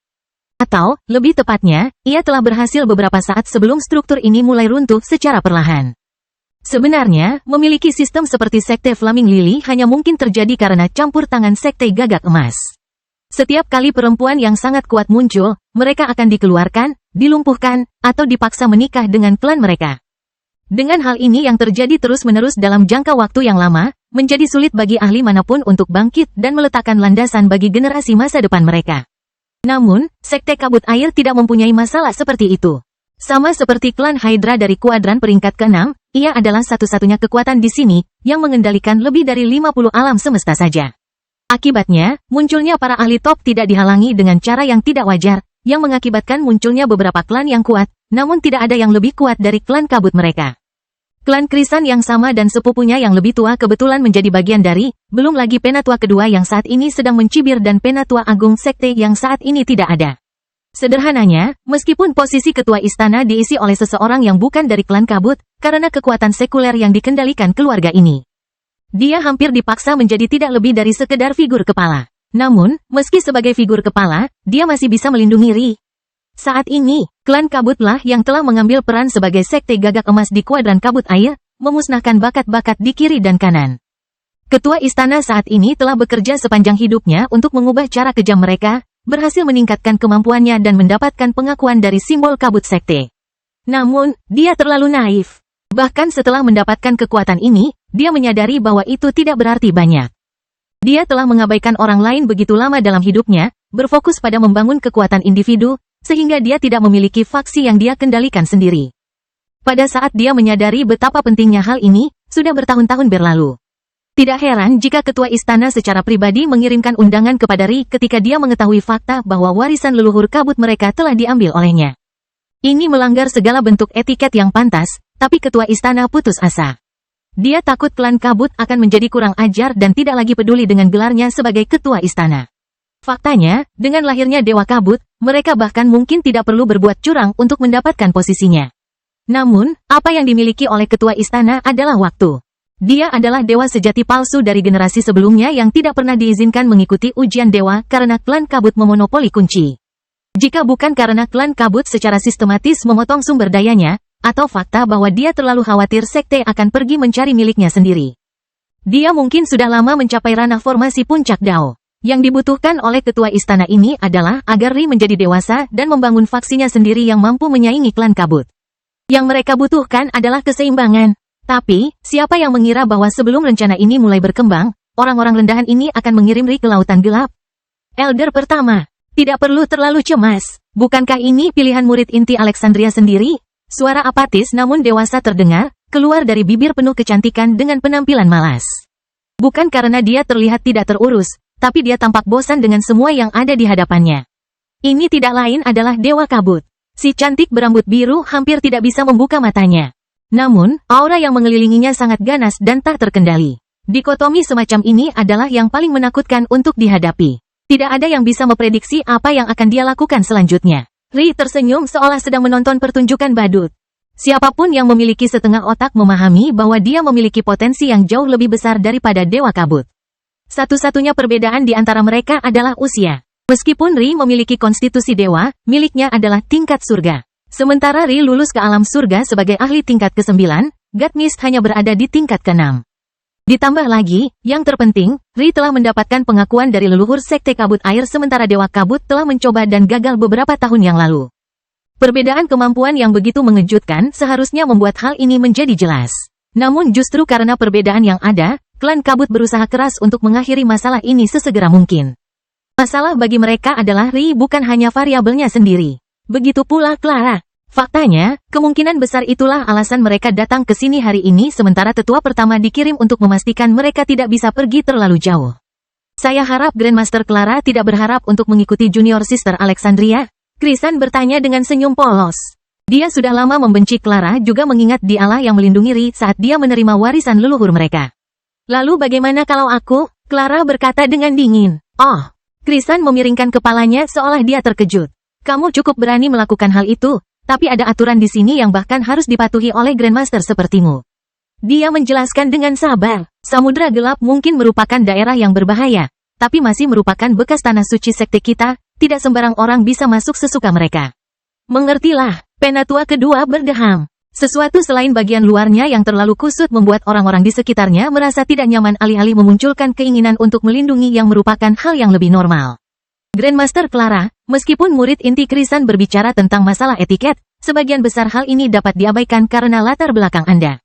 Kami percaya pada netralitas kuadran Sapientia dalam segala hal, dan meskipun asal-usul Anda tetap tidak diketahui, kami percaya bahwa Anda akan tetap netral terhadap masalah sekte kami juga. Sebaliknya, aku ingin menyentuh sesuatu yang lebih kuat. Kalian dapat melihat sendiri betapa mengerikannya penampilanku. Aku tampak seperti tidak lebih dari sebuah tas longgar yang menyatukan tulang-tulang tuaku. Namun, aku sebenarnya jauh lebih muda dari tetua pertama dan bahkan ketua istana yang menjaga penampilan mereka dengan sangat baik. Ini tidak lain adalah hasil dari memasuki lautan gelap. Sekte Kabut Air telah memelihara hubungan yang sangat baik dengan kuadran Sapientia dan kami tahu betapa mereka menghargai Anda. Demi keselamatan Anda dan menjaga hubungan ini, kami tidak dapat mengizinkan Anda masuk. Murid-murid kami sendiri mempertaruhkan nyawa mereka karena sekte adalah satu hal, tapi kita tidak bisa mengambil risiko nyawa orang luar. Kelahiran kembali Dewa Abadi tanpa nama bab 1258 hitam. Clara mencibir seolah dia sedang melihat orang bodoh. Namun, Rilah yang membalasnya. Kalian semua salah dalam banyak hal. Dia berkata dengan suara yang manis. Pertama, adikku yang bersumpah bukan lagi seorang Grandmaster, dia adalah seorang Comet Lord. Mata keempat orang yang mengikuti berkontraksi, tetapi ketika Clara melepaskan awan energi ilusi yang membentuk komet-komet indah di sekitar jubah peraknya, tidak ada keraguan. Kedua, sebagai penguasa komet, dia sekarang diizinkan untuk menugaskan pekerjaan dari kuadran pilihannya. Kebetulan pekerjaan pertamanya ditugaskan oleh ketua istana untuk membantuku membersihkan samudera gelap dan mengamankan 1 dekade lagi keselamatan di Laut Hitam. Warga negara yang berada di bawah tanggung jawab kami. Ketiga, cukup aneh bagi tetua kedua untuk mempertanyakan keputusan ketua istana. Harus kukatakan, ada beberapa keanehan di sekitar klan kabutmu, aku bertanya-tanya mengapa demikian? Pertama, ketua istana saat ini bukanlah pemegang kunci pada masanya. Ri berpura-pura kaget. Sebaliknya, itu adalah Grand Elder kita saat ini. Itu benar-benar kejadian yang aneh, tapi saya yakin itu adalah kesalahan yang tidak disengaja. Ri mengangguk pada dirinya sendiri seolah meyakinkan semua orang di sekitarnya. Tapi tak kusangka kejadian aneh seperti itu akan terjadi lagi. Ri terkikik, tawanya dipenuhi rasa jijik dan jijik. Bahkan kuadran peringkat 11 memiliki dewa sejati. Tapi pengguna kunci kita hanyalah makhluk surgawi Orde 6. Bukankah itu lucu? Banyak yang meringis mendengar kata-kata Ri. Dia telah menghabiskan begitu banyak waktu dalam pengasingan sehingga banyak yang lupa betapa berapi-api emosinya. Hanya karena dia menghidupkan kembali kecintaannya pada gaun dan aksesoris cantik bukan berarti bagian dari dirinya menghilang begitu saja. Tidak disangka kesalahan yang sama akan dilakukan 2 generasi berturut-turut. Ekspresi seperti membayangkan itu menutupi fitur halus Ri. Menyebabkan Clara menggigit bibir lembutnya untuk menahan diri agar tidak tertawa. Tetap saja, angin kecil yang cerdas tidak berpikir seperti itu, mengoceh seolah baru saja mendengar lelucon paling lucu yang pernah ada. Apakah kamu mencoba mengatakan bahwa kamu seharusnya menjadi pemegang kunci? Betapa egois dan egoisnya kamu. Kamu baru memasuki sekte ini 2 tahun yang lalu. Krisan mencibir sebelum tetua kedua bisa menghentikannya. Ri hanya tertawa. Aku tidak membutuhkan kuncinya. Ketika aku mengatakan kesalahan telah terjadi untuk kedua kalinya, aku mengacu pada fakta bahwa seorang ahli Orde 6 menerima harta ini ketika ada 3 orang jenius Orde 7 dan 2 orang jenius Orde 8. Generasinya sendiri, aneh sekali. Meskipun berasal dari generasi yang sama, kelima orang jenius itu masih merupakan makhluk surgawi yang lebih rendah sedangkan Dewa Kabut yang perkasa sudah menjadi surgawi yang tinggi. Aneh, aneh. Benar-benar aneh. Mata Dewa Kabut yang setengah tertutup terbuka sedikit, memancarkan aura mengerikan. Ri sepertinya tidak menyadari niat membunuh yang dibangun oleh God Mist. Sebaliknya, dia hanya tersenyum lebih cerah. Jelas bagi semua orang bahwa dia tidak menganggapnya serius. Kabar baiknya bagiku adalah aku tidak membutuhkan sumber daya dari Sekte Kabut Air. Jadi, sebaiknya kau melakukan yang terbaik untuk melumpuhkanku seperti yang kau lakukan pada mereka. Sikap Ri berubah total. Bukan kepribadiannya yang suka bertele-tele, bukan kesukaannya bermain catur ilusi. Saya harap Anda menerobos ke alam surgawi puncak dengan cepat, kakak senior Annabella, atau saya khawatir apa yang mungkin terjadi pada Anda. Sayap Little Wind mengepak, membawa Ri dan Clara ke langit. Tetua pertama, jika suamiku berkunjung, beritahu dia di mana aku berada. Terkadang dia cenderung khawatir dan dia terlalu protektif. Aku yakin kakak muda Krisan tahu satu atau dua hal tentang hal ini. Kata-kata Ri membuat Krisan mengepalkan tangannya dengan marah. Ini bukan hanya tentang memaksanya mengingat suaminya sendiri yang dipermalukan, tapi juga fakta bahwa dia berani memanggilnya kakak muda. Semua orang tahu tentang rumor yang beredar di belakangnya. Tidak ada yang percaya bahwa Krisan pantas menyandang gelar murid inti karena dia masih seorang surgawi semu. Tentu saja, jika seseorang mengakui kedudukan murid inti barunya, maka karena dia bergabung dengan sekte jauh lebih awal dari Ri, dia seharusnya dikenal sebagai kakak senior. Namun, Ri jelas-jelas meludahi hal ini. Oh, aku lupa satu hal. Ri kembali ke Dewa Kabut yang menatap tajam ke belakang. Saya tidak bisa bersikap tidak adil dalam penilaian saya. Dalam semua kesalahan yang Anda semua sampaikan, Anda benar tentang sesuatu, kakak senior Annabella. Itu adalah pilihan saya untuk memasuki lautan gelap. Klan Kabut tidak memiliki kemampuan untuk memaksa saya melakukan hal itu. Apapun. Suara tawa bahagia Ri menghilang di cakrawala, meninggalkan tetua pertama dengan mata berbinar dan tiga wanita yang dipenuhi amarah. Beberapa bulan setelah peristiwa Sekte Kabut Air ini, situasi Dion masih tanpa harapan. Darahnya yang murni dan penuh vitalitas masih mengalir dari bahu dan pahanya, kemampuannya untuk tetap terjaga menjadi semakin lemah, bahkan lengannya yang melingkari tubuh Madeline pun mengendul. Selama ini, dia telah memancarkan energi jiwa untuk menutupi kehadirannya, tapi itu pun tampak goyah. Dia menolak untuk melepaskannya, bahkan mencoba untuk mempertahankan energi optimis yang sama seperti sebelumnya, namun suaranya mulai bergetar juga. Dapat dikatakan bahwa seprite mineral ini hanya mengetahui sedikit tentang dunia, atau sengaja mengabaikannya. Tidak pernah terpikir mengapa Dion masih memancarkan energi jiwa setelah sekian lama. Mungkin jika ia menyadari bahwa ia mempunyai sandera, ia dapat memanfaatkan hal ini dan akan mempercepat seluruh situasi ini. Ironisnya, hal inilah yang membuat situasi menjadi sangat berbahaya. Dion telah merencanakan ini akan berakhir beberapa bulan yang lalu. Mungkin seprite tersebut akan mengancam nyawa Madeline, membuat Dion tidak punya pilihan selain membiarkannya menggunakan tubuhnya. Kemudian, saat ia memasuki mata pikirannya, ia akan menghancurkan keberadaannya sepenuhnya atau memperbudaknya menggunakan segel. Tapi, Dion membuat kesalahan dengan tidak merencanakan proses berpikir bodoh lagi. Sejujurnya, kali ini dia tidak bisa disalahkan. Seprite itu sangat bodoh sehingga tidak terpikir untuk mempertanyakan sesuatu yang begitu jelas. Tidak peduli seberapa cerdasnya Dion. Bagaimana dia bisa merencanakan lawan yang hampir tidak memiliki dua sel otak untuk saling bergesekan? Memikirkan bahwa Dion Sacharo yang perkasa akan mengetahui bahwa kryptonite-nya adalah ketidaktahuan dan kebodohan. Pada akhirnya, tidak hanya tubuh Dion yang melemah, bahkan jiwanya pun bimbang setelah sekian lama. Bahkan dia tidak bisa terus-menerus memancarkan energi jiwa murni selama berbulan-bulan.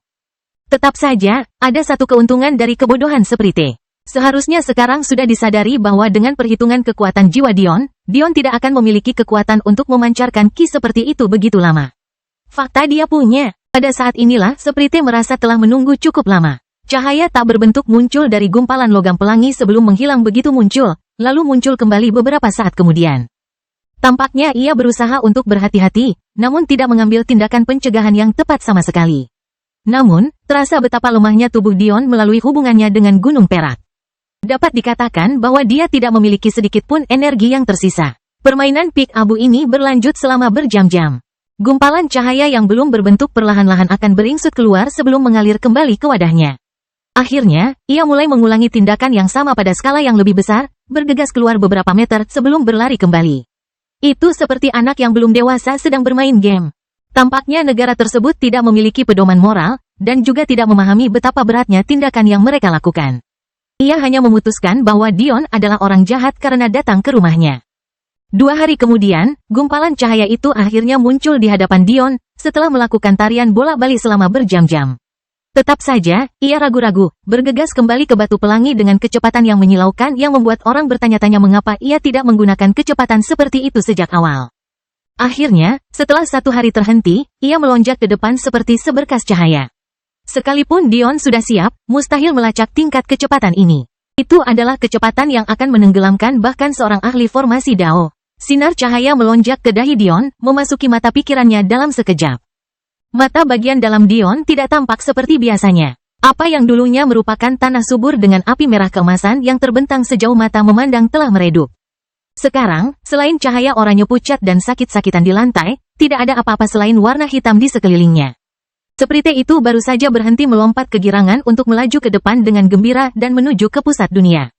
Namun, apa yang dilihatnya sesampainya di sana membuatnya membeku ketakutan. Ia ingin kembali, ingin mengatakan maaf karena membiarkan semuanya berjalan sejauh ini, tapi sudah terlambat. Tekanan yang belum pernah dirasakannya semasa kecilnya turun dari atas saat rantai emas ditembakkan dari segel yang begitu cemerlang hingga tidak bisa dilihat. Gumpalan cahaya tersebut merasakan kemarahan yang dapat menghancurkan negara-negara yang berada di atasnya. Faktanya, itu adalah hal terakhir yang dirasakannya sebelum semuanya menjadi gelap. Kelahiran kembali Dewa Abadi tanpa nama bab 1259 saya mengerti. Dion mulai terbangun, duduk begitu cepat hingga merasakan gelombang mual. Matanya berkedip, menyesuaikan dengan cahaya terang yang mengelilinginya. Sial, Dion sedikit panik. Dia tidak dapat mengingat persis apa yang terjadi, tetapi dia tahu bahwa kehilangan kesadaran bukanlah hal yang baik. Salah satunya adalah bayi-bayi binatang buas yang seharusnya dia pantau.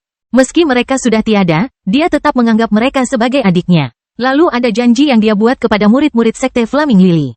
Meskipun dia tidak mempedulikan mereka sama seperti dia mempedulikan teman-teman binatangnya, itu tidak berarti dia merasa baik-baik saja membiarkan mereka dalam keadaan kering dan kering. Melihat sekeliling, Dion akhirnya menyadari cahaya terang apa yang memaksanya untuk menyipitkan mata. Ternyata dia masih berada di dalam gunung perak dan batu pelangi berbentuk aneh itu bersinar sama seperti sebelumnya. Kamu tidak boleh duduk terlalu cepat. Suara lembut dan manis penuh kekhawatiran datang dari sisi Dion. Tidak butuh waktu lama baginya untuk menyadari bahwa itu berasal dari Madeline. Dion menggelengkan kepalanya, memejamkan mata dengan harapan menghilangkan penglihatannya yang kabur. Berapa lama aku tertidur? Tidak terlalu lama, hanya 2 hari. Tubuhmu pulih dengan sangat cepat. Madeline menunduk, sedikit malu. Dia telah mencoba menggunakan karakteristik kehidupan apinya pada Dion, tetapi dia segera mengetahui bahwa karakteristik api itu terlalu lemah untuk dapat digunakan. Dion mengandalkan vitalitasnya sendiri untuk menyembuhkan dirinya sendiri, sementara dia hanya membantu dengan membuat tidurnya sedikit lebih nyaman. Merasakan kesedihan Madeline, Dion mengulurkan tangan dan meraih tangannya. Itu bukan salahmu, bahkan aku tidak bisa menyembuhkan tubuhku sendirian dengan baik. Aku mengandalkan energi khusus yang kutemukan sebelumnya, tapi aku sudah lama kehabisan energi itu. Energi khusus? Madeline bertanya dengan rasa ingin tahu. Ketika saya membangunkan konstitusi saya cukup beruntung untuk memilih konstitusi yang awalnya dicuri dari saya saat lahir, jadi saya terhubung ke dunianya lebih cepat dari biasanya. Itu dia. Dion terbatuk, tiba-tiba merasa sangat malu. Madeline ada di sana ketika dia kembali dalam keadaan setengah mati dan berlumuran kotoran binatang, tapi dia tidak pernah menjelaskan apa yang sebenarnya terjadi. Seperti yang diharapkan, Madeline tertawa terbahak-bahak setelah menyembunyikan cerita itu dari Dion. Saya sudah membaca buku tentang energi khusus ini, kata Madeline setelah beberapa saat. Saya mendengar bahwa ada cabang sihir yang berfokus untuk memanfaatkan kembali energi kuno ini. Mereka percaya bahwa rahasia mereka masih tersembunyi di dalam meridian kita dan bahwa energi konvensional hanyalah penggabungan dari energi yang digabungkan menjadi satu. Namun, saya belum melakukannya. Aku tidak punya banyak waktu untuk mempelajari sihir. Namun, belum ada seorang pun yang benar-benar berhasil dalam bidang sihir, tetapi ada beberapa kemajuan dalam bidang kutukan. Sisi kutukan, Madeline bersenandung sebagai tanda terima kasih. Para ahli racun telah menemukan energi yang sangat korosif dan berbahaya dalam penelitian mereka. Namun, selain energi tersebut, satu-satunya energi lain yang menyimpang dari jalur konvensional bukanlah energi yang telah kita temukan, melainkan energi yang ada secara alami. Misalnya, iblis Ki bertahan hingga hari ini dalam bentuk kecil. Energi jiwa adalah contoh lain, tapi itu adalah kasus khusus. Dion mengangguk. Energi jiwa tidak hanya ada dalam bentuk bebas, tetapi kami juga memiliki kemampuan untuk mengubah energi konvensional menjadi energi tersebut dengan menggunakan teknik budidaya jalur jiwa. Kemungkinan besar karena energi jiwa itulah para master sihir percaya bahwa mereka dapat menciptakan teknik budidaya semacam itu untuk jenis energi lain. Setidaknya itu adalah ide yang menarik. Memikirkan hal ini, Dion mau tidak mau memikirkan kembali benih keyakinan Loki yang masih tersembunyi di dalam Soul Tome-nya. Dia bertanya-tanya apakah seorang guru sihir yang telah melampaui batas telah membuat kemajuan di sepanjang jalan itu. Bagaimanapun, Dion tidak terlalu mempermasalahkannya. Belajar sihir harus menunggu sekarang. Setidaknya, itu harus menunggu sampai dia akhirnya mengumpulkan bahan-bahan yang diperlukan untuk membuat tiruannya sendiri. Faktanya, selain membunuh Dewa Emas, itu adalah prioritas utamanya yang kedua di alam api emas ini. Dia juga mencetak gol ketiga. Persyaratan untuk yang satu ini jauh lebih ketat, untuk menemukan bahan untuk membangun kembali tubuh tuannya. Bukan hanya miliknya, tapi juga roh lembah. Namun, Dion tidak tahu apakah tempat ini memiliki yang dia butuhkan. Meskipun dia hanya membutuhkan material kelas komet untuk klonnya. Material kelas bulan paling banyak jika dia ingin menggunakan teknik ini dengan sempurna, jika dia ingin gurunya terlahir kembali tanpa efek samping. Material kelas planet adalah persyaratan terendah. Bisa dibayangkan betapa sulitnya tugas seperti itu. Satu-satunya materi tingkat ini yang pernah dilihat Dion diberikan kepadanya oleh seorang transenden setengah langkah. Nilainya terlihat jelas hanya dengan fakta sederhana ini. Mengambil napas dalam-dalam, Dion menyapu perasaan surgawinya pada radius 10.000 km yang disepakati dan tidak bisa menahan rasa ngeri. Dari 53 murid Sekte Flaming Lily, hanya setengahnya yang berada dalam kondisi kesehatan yang relatif baik. Setengah lainnya, mereka hampir semuanya menderita luka parah. Faktanya, 6 dari mereka berada di ambang kematian setiap saat. Mereka tidak akan bertahan lebih dari beberapa hari lagi. Dion menghela nafas. Setidaknya belum ada yang meninggal. Baiklah, ayo bantu sesama saudari muridmu, lalu kita bisa menangani semua ini. Setelah beberapa saat pulih, Dion dan Madeline berangkat untuk menyelamatkan murid-murid Sekte Flaming Lily. Melihat wajah mereka, para murid yang tadinya putus asa, akhirnya menghela nafas lega. Dion tidak meminta maaf, dia yakin hal itu akan berdampak sebaliknya. Lebih baik jika mereka menganggap dia tidak sempurna sehingga mereka tidak terlalu bergantung padanya.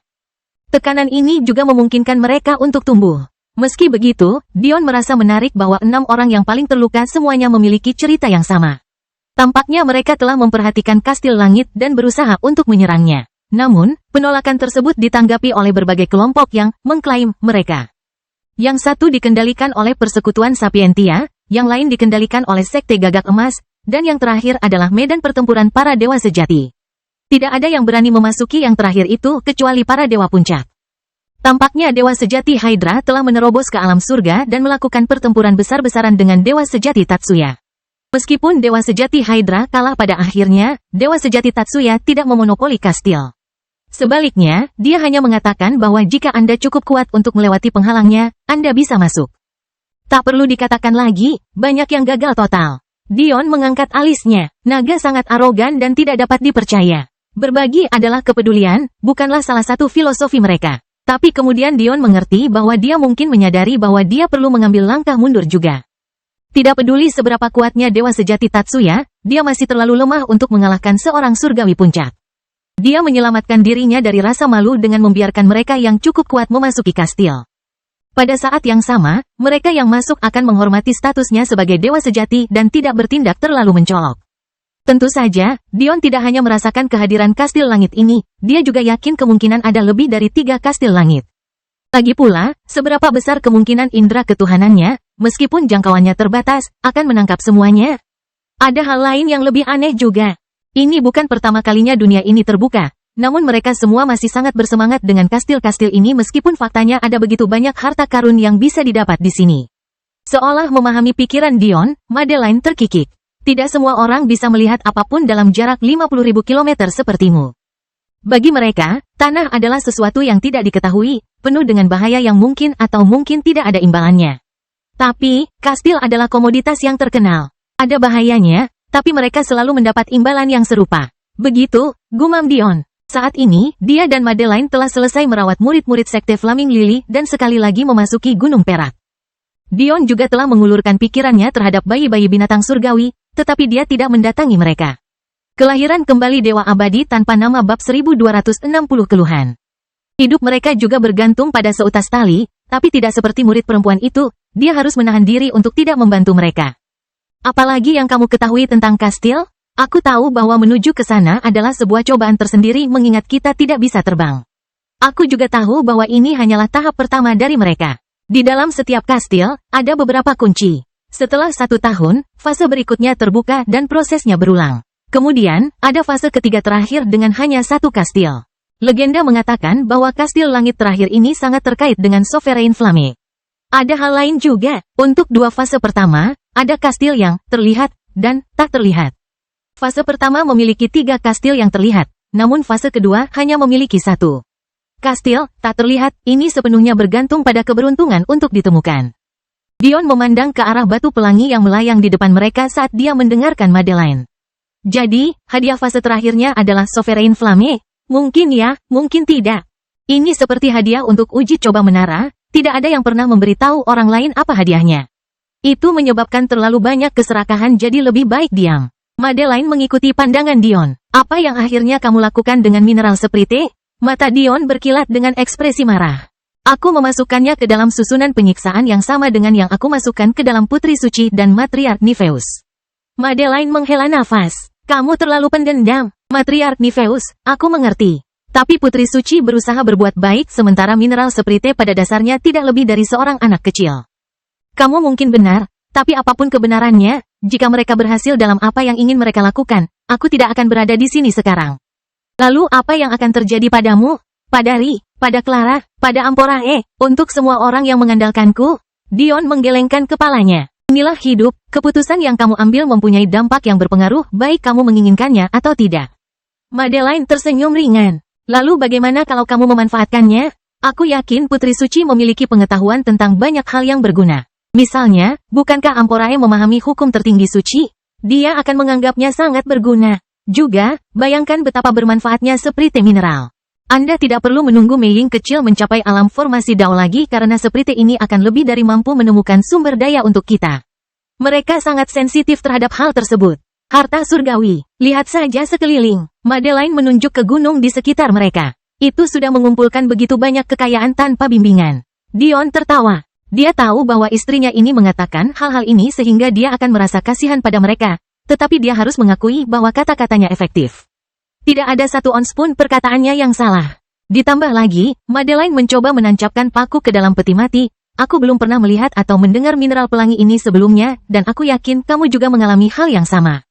Siapa lagi selain mineral seprite yang mengetahui kegunaan terbaiknya? Baiklah. Dion menggelengkan kepalanya. Kamu menang. Pada saat berikutnya, sangkar berbentuk bola berisi roda gigi rumit muncul di tangannya. Kemudian, 2 sosok yang menyedihkan dilepaskan bahkan ketika jeritan kesakitan yang ketiga memenuhi gunung perak. Dion dengan dingin menatap jiwa Matriarch Nifeus yang layu sebelum menutup sangkar yang diarahkan. Dia sudah tidak bisa menghitung berapa kali dia meningkatkan sistem penyiksaannya, tapi kalaupun tidak, sudah jelas bahwa wanita tua itu sudah lama putus asa.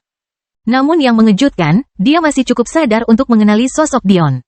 Matriarch Nifeus dapat dianggap berbakat, sama seperti siapapun yang berhasil mencapai alam surgawi di alam semesta mereka yang miskin energi. Dalam lingkungan normal, dia pasti akan menjadi ahli formasi Dao, jadi stabilitas mentalnya cukup kuat. Menurut perhitungan Dion, sudah sekitar 100 tahun sejak dia menempatkannya di sana. Ada 13-15 tahun masa percobaannya, ditambah 2 tahun komanya. Lalu ada pelatihan lebih dari 50 tahun, lalu 25 tahun atau lebih dengan Demon Sage.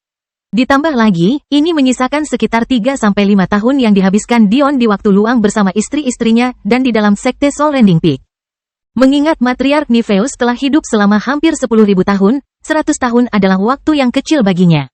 Jadi, Dion tidak menyangka dia akan hancur total untuk waktu yang lama.